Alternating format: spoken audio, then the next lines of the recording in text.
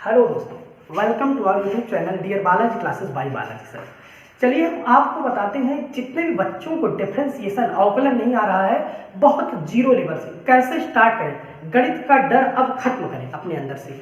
क्या चीज होता है ध्यान से समझे। मैं आपको 5 से लेकर के 10 वीडियो के अंदर अंदर पूरे अवकलन को करना सिखा देंगे, कैसे क्या चीज होता है, क्या पॉइंट होता है, क्या चीज बेसिक होता है। कई बच्चों का कमेंट रहता है सर सीरियल वाइज चलाइए। हम सीरियल वाइज नहीं चला रहे हैं, हम ये चला रहे हैं कि आप पहले फार्मूले को कंप्लीट कर ले। जब आपका फार्मूला कंप्लीट है तो आप हर एक सवाल का जवाब स्वयं दे पाएंगे। तो पहले हमसे सीखिए कैसे क्या चीज है।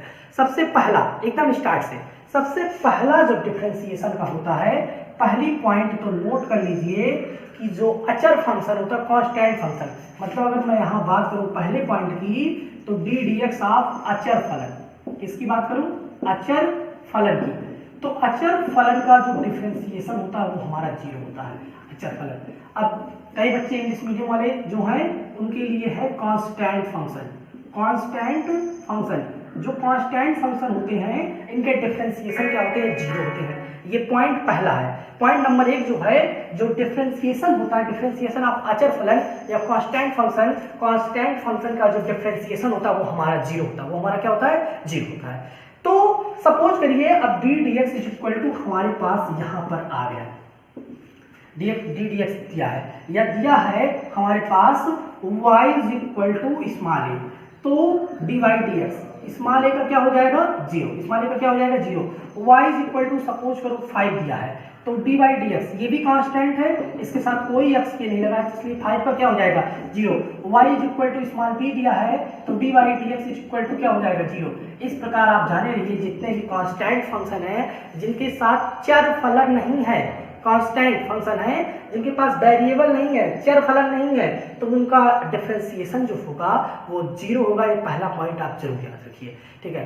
अब सेकेंड पॉइंट पे चलते हैं, जो मेन बेसिक फार्मूला है पूरे अवकलन का, जो कि पूरे अवकलन में वही यूज होता है, उसी फार्मूले की हम विशेष चर्चा करेंगे। वो फार्मूला है कौन सा फार्मूला, ध्यान से समझ लीजिए। पहले तो हम फार्मूले को लिखते हैं, y is equal to x to the power n, x to the power n। तो यहाँ हो जाएगा, इसका फार्मूला होता है d Y D x is equal to x की पावर n का होता है n एक्स की पावर n माइनस 1। क्या होता है, n एक्स की पावर n माइनस 1। यही मेन फंक्शन है, यही मेन फार्मूला है।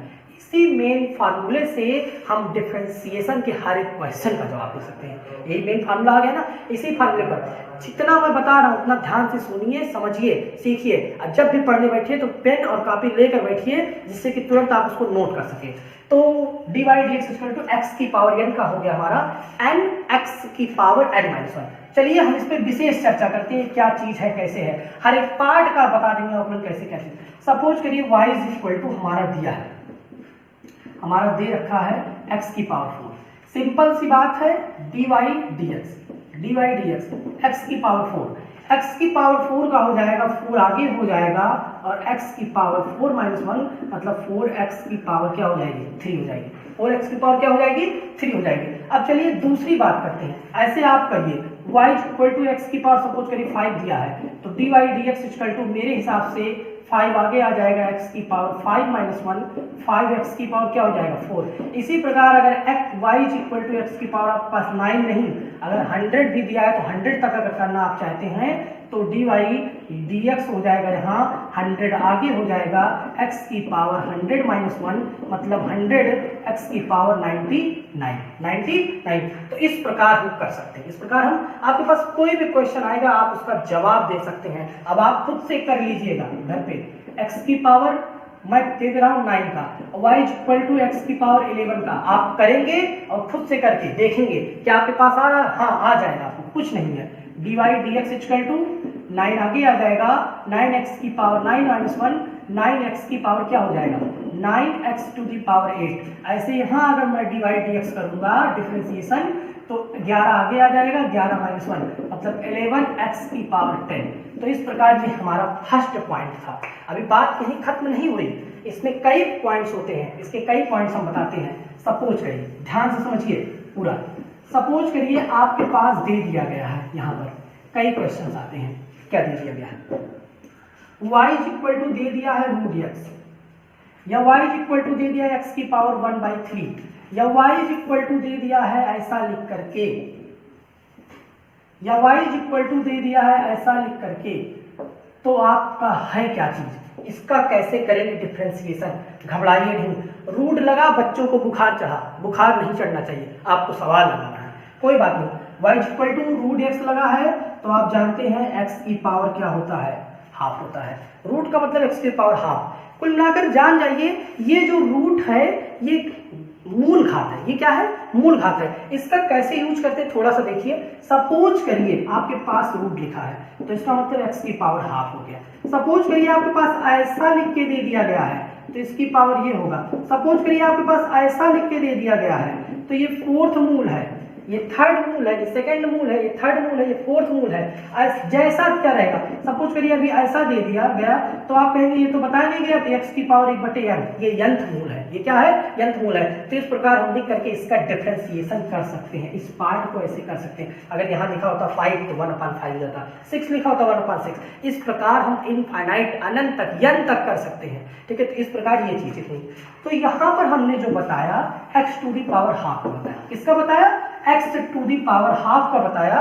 तो कोई दिक्कत नहीं, सिंपल तरीका है।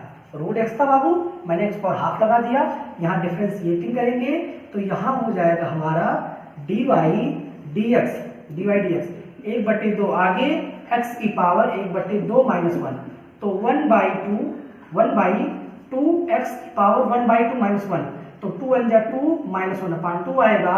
इसको लिख सकते हैं 1/2, ऊपर x की पावर माइनस हाफ है, नीचे जाएगा प्लस हो जाएगा, नीचे जाएगा प्लस हो जाएगा। इसको लिख सकते हैं 1/2 रूट एक्स, 1/2 क्या लिख सकते हैं, रूट एक्स। तो इसका डिफरेंशिएशन हमारे पास ये चीज निकल के आया, रूट एक्स का 1/2 रूट एक्स होता है। रूट एक्स का क्या होता है, 1/2 रूट एक्स होता है। चलिए ये पहली पॉइंट समझ में आई होगी। एक बार फिर से रिपीट कराएंगे, एक बार फिर से मैं रिपीट कर रहा हूँ। रूट एक्स था, सिंपल सी बात है, रूट को लिख सकते हैं, एक्स पावर हाफ लिख सकते हैं, डिवाइड dx करेंगे, पावर आगे आएगा, पावर -1, पावर आगे आया उसकी पावर -1, 1/2 एक्स पावर 1/2 -1 तो 2 × 2, 1 में से 2 गया तो -1/2, ये ऊपर माइनस हाफ है, नीचे जाएगा भैया, बटे के नीचे जाएगा प्लस हो जाएगा, और प्लस को इसी को तो लिख सकते हैं हम, इसको ये, जब हम इसको ये लिखे हैं तो इसको ये नहीं लिख सकते हैं, तो वैसा हमने कर दिया, ठीक है। यही सिंपल सा तरीका था। चलिए सेकंड पार्ट की तरफ आते हैं। किस पार्ट तरफ आते हैं, सेकंड पार्ट तरफ। ये चीज लिखा है ना, तो y इज इक्वल टू, इसको लिख सकते हैं क्या हम, x की पावर 1/2। अब हम, मुझे लगता है शायद इसी तरीके पे लगेगा और आंसर भी यही पूरा निकल कर आएगा, आंसर भी क्या आएगा, यही निकल के आएगा, ठीक है। अब चलिए हम इस पे बात करते हैं। सेम क्वेश्चन है, यहाँ 2 नहीं लगा है, 2 नहीं लगा रहता तब भी हम मान जाते हैं कि वर्गमूल है, और 2 लग जाता तब भी वो वर्गमूल है, ठीक है। तो चलिए हम आगे चलते हैं सेकंड वाले पार्ट पर, सेकंड पार्ट की चर्चा करते हैं।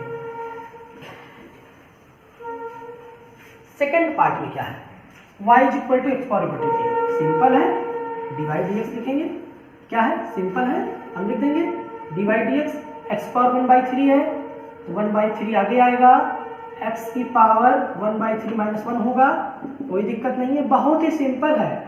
1/3 x की पावर 3 × 3 -2/3 तो 1/3 x की पावर -2/3 नीचे आएगा तो +2/3 हो जाएगा।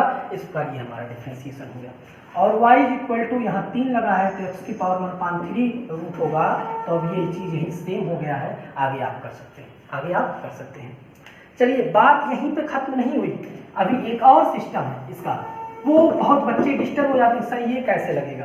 एक क्वेश्चन आ जाता है डिफरेंशिएशन का, y is equal to 1/x, या y इज इक्वल टू कहीं कहीं लिखा होता है a/x, या y इज इक्वल टू कहीं कहीं लिखा होता है 2/x या 3/x, चाहे ऐसा कुछ भी लिखा होता है, कोई बात नहीं, घबराने की कोई बात नहीं, हम आपको सिखाते हैं।